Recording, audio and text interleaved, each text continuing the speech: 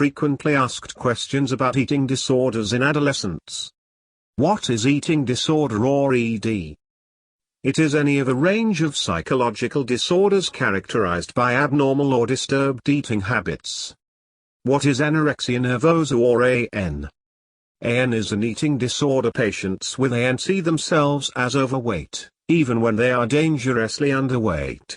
Due to the intense fear of gaining weight, they severely restrict their food intake, often exercise excessively, and/or may force themselves to vomit or use laxatives to lose weight.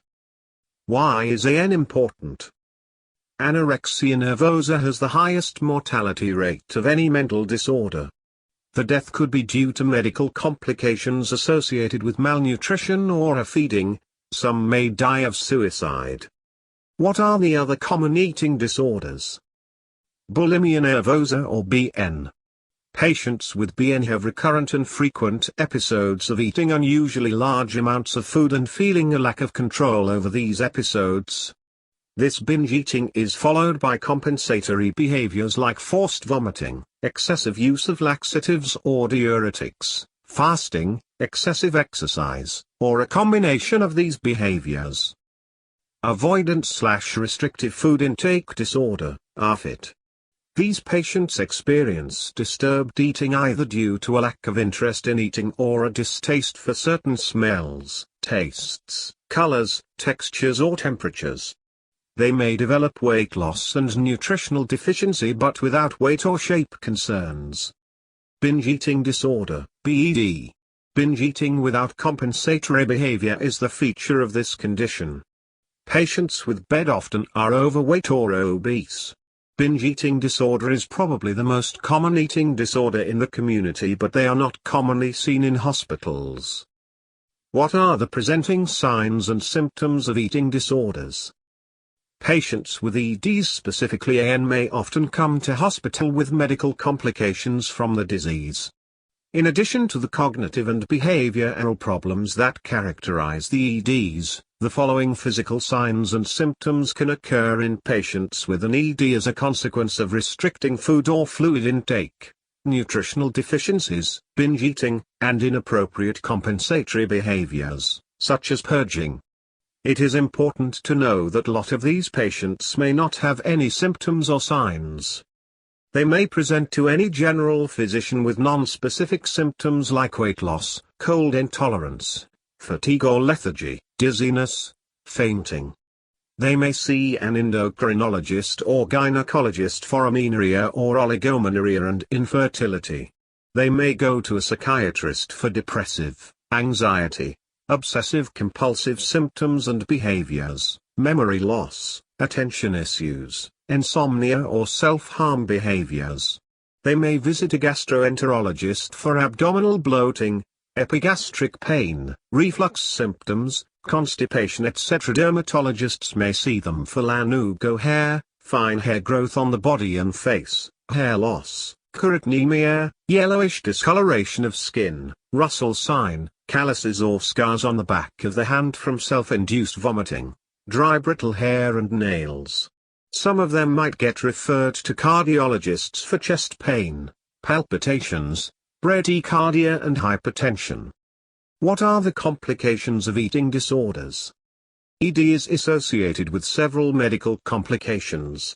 Almost all major organ systems gets affected.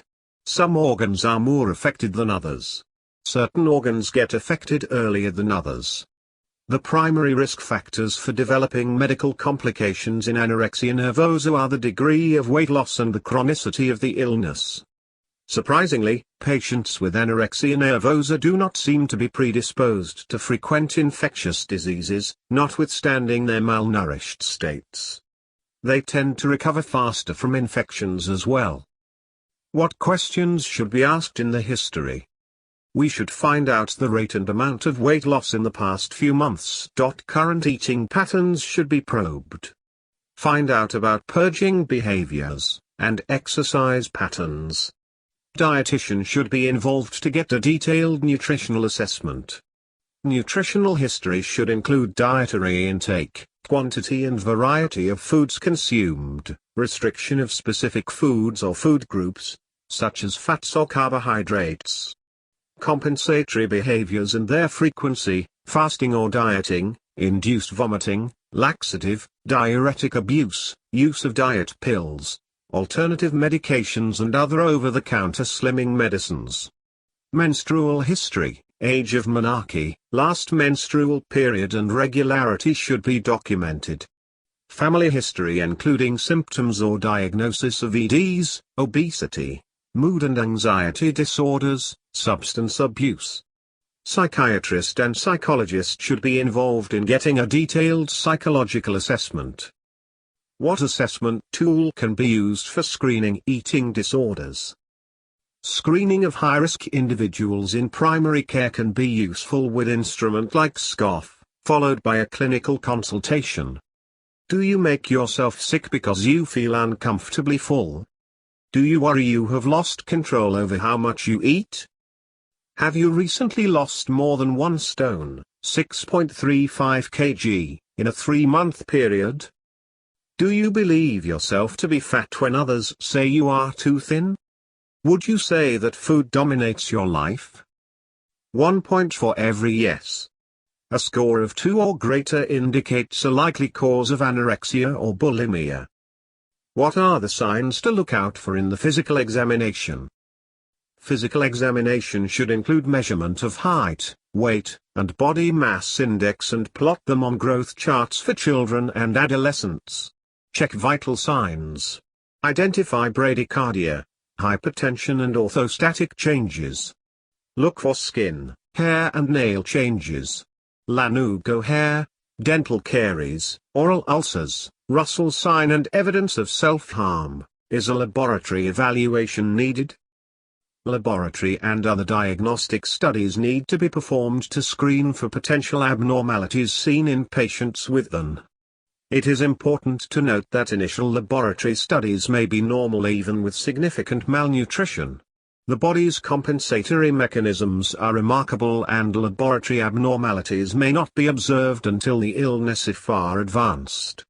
Initial lab tests include FBC, ESR, renal panel, magnesium, liver function test, thyroid screen, FSH, LH and estradiol. ECG and BMD, whole body, should be obtained. What are the psychiatric comorbidities of eating disorders? AN may present with obsessions and compulsive behaviors and a strong drive for perfection in personal goals and achievements, besides obsessional ruminations about eating habits and keeping weight low. Rigid personality traits often make the treatment compliance challenging.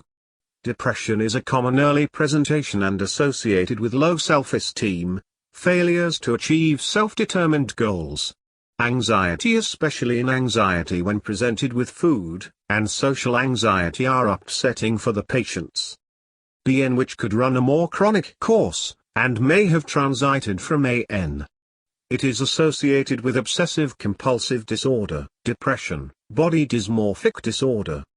ARFID tends to be associated with anxiety symptoms, less with depression compared to N and BN. Some may be associated with autistic spectrum disorder, cognitive impairment and intellectual disability. Guilt and shame, self-harm, suicidal ideation, substance abuse, impulsive risk-taking behavior, in the background of mood lability and dysregulations are common. What is the treatment?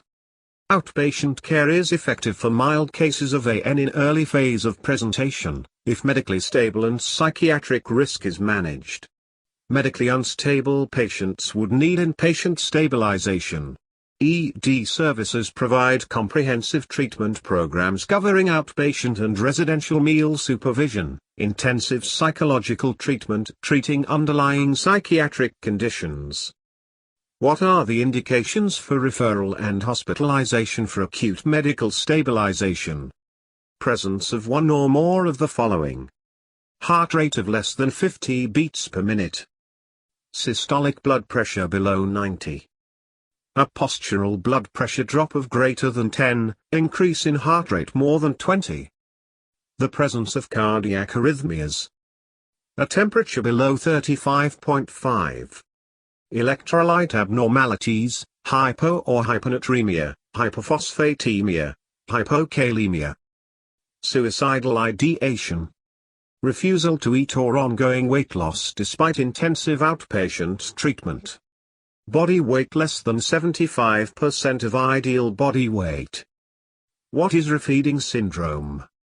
Refeeding syndrome describes the clinical and metabolic derangements that can occur during refeeding of a malnourished patient. The clinical features of refeeding syndrome include edema, cardiac and/or respiratory failure, gastrointestinal problems, profound muscle weakness, delirium and, in extreme cases, death. The most important biochemical change is hypophosphatemia.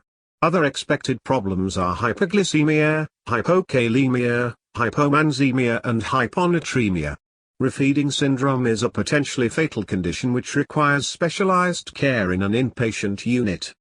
The risk of developing refeeding syndrome is higher if the degree of malnutrition at presentation is severe, in chronic malnutrition and with rapid or profound weight loss. What is the management for refeeding syndrome? Patient should be admitted to hospital and closely monitored. Serum electrolytes, sodium, potassium, phosphorus and magnesium, and glucose should be checked prior to initiating supervised feeding. They may be normal prior to refeeding. Phosphorus will reach its lowest point 3 to 7 days after initiation of nutritional rehabilitation. Keep monitoring the serum electrolytes and glucose frequently during early refeeding until they get stabilized. Aggressively replete all electrolyte deficiencies. Oral repletion is safer. It is not necessary to correct fluid and electrolyte imbalance before initiating feeding. Start a multivitamin daily and add thiamine supplementation in severely malnourished patients. Closely monitor vital signs during refeeding period. With the help of dietitian, adjust amount of calorie intake. The previously practiced start low and go slow methods of refeeding have recently been changed to a more rapid refeeding with close medical monitoring. This is now preferred during inpatient treatment as it is found to be safe and reduces the duration of hospital stay. The objective is to achieve 1 to 1.5 kg weight gain every week during the weight restoration phase in the hospital. What is the psychiatric treatment for AN? Cognitive behavioral therapy is evidence-based as first-line treatment for both bulimia nervosa and binge eating disorder. CBT is also effective for treatment of AN, while family-based therapy, FBT, with parent coaching are evidence-based in the treatment of younger adolescents with AN, where parental support and supervision are critical to engage these younger teens.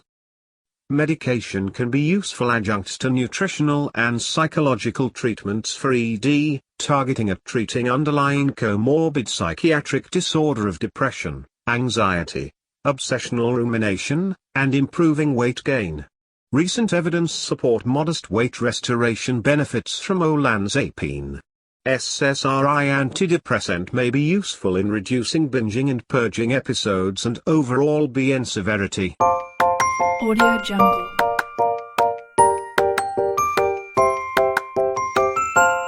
Audio Jungle.